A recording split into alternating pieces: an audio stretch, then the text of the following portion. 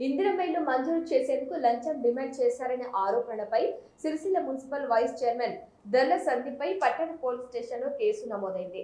Sircilla municipality పరిధిలోని 22వ వార్డుకు చెందిన శ్రీమతి వింగల్ సులోచన అనే మహిళ తనకు ఇందిరమ్మ ఇల్లు మంజూరు చేయాల్సిందిగా దరఖాస్తు చేసుకున్నారు. అయితే ఇల్లు శాంక్షన్ చేయాలంటే మున్సిపల్ వైస్ చైర్మన్ దర్ల సందీప్ ₹1,00,000 లంచం డిమాండ్ చేశారని బాధితురాలు ఈ నెల 6న జిల్లా కలెక్టరేట్లో నిర్వహించిన ప్రజావాణి కార్యక్రమంలో ఫిర్యాదు చేశారు. దీనికి తోడు లంచం డిమాండ్ చేసినట్లుగా చెబుతున్న ఒక వీడియో కూడా పట్టణంలో సామాజిక మాధ్యమాల్లో జోరుగా ప్రచారమైంది. బాధితురాలి ప్రజావాణి ఫిర్యాదుపై మున్సిపల్ కమిషనర్ తీవ్రంగా స్పందించారు. ఈ ఆరోపణలపై క్షుణ్ణంగా నిష్పక్షపాతంగా విచారణ జరిపి బాధ్యులపై చట్టపరమైన చర్యలు తీసుకోవాల్సిందిగా కోరుతూ మున్సిపల్ కమిషనర్ ఈ నెల 9న సిరిసిల్ల టౌన్ పోలీసులకు అధికారికంగా ఫిర్యాదు చేశారు. దీంతో రంగంలోకి దిగిన పోలీసులు లంచం డిమాండ్ ఆరోపణలు నిజమని తేలటంతో పోలీసులు కేసు నమోదు చేసినట్లు తెలిపారు. ఇప్పుడు ఈ అమ్మని ఇందిరమ్మ ఇల్లు తను పెట్టుకుంటే మంజూరు అయింది, పేరు వచ్చిన తర్వాత వైస్ చైర్మన్ గారు గౌరవం వైస్ చైర్మన్ గారు డబ్బులు అడిగింట ₹1,00,000 అడిగిందని ఆయన అడిగిన వ్యక్తి ఈమంటాన్ని నేను ఇవ్వలేని పరిస్థితిలో ఉన్నా సార్ అంటే ఇది ఇవ్వకపోతే రాదు, నేను బయట వాళ్ళకి వీళ్ళకి వాళ్ళ కార్లకు ఇవ్వాలి అన్నాను. ఇక్కడ ఆయన మాట్లాడినట.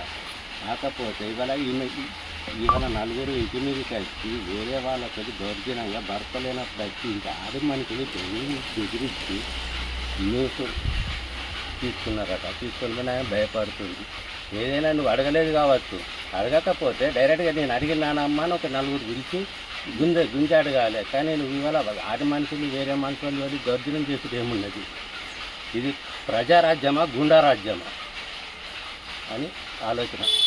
ఒక్కసారి వైస్ చైర్మన్ గారు ఒకసారి ఆలోచించండి సార్, మీరు అనుభవం ఉన్న వాళ్ళు, ఇది కరెక్ట్ కాదని నా మనసుకు అనిపిస్తుంది.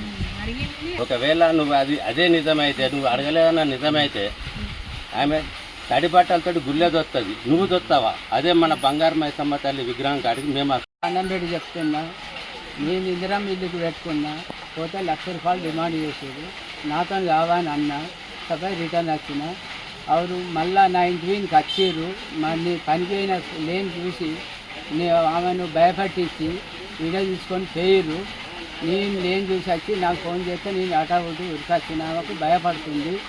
నాకు ఇందిరమ్మ ఇల్లు పెట్టుకుంటే ఇట్లా చేసారు, అత్త రాకుంటే నేను తిరిగి గూనీలే మరి స్థాపన పెట్టారు.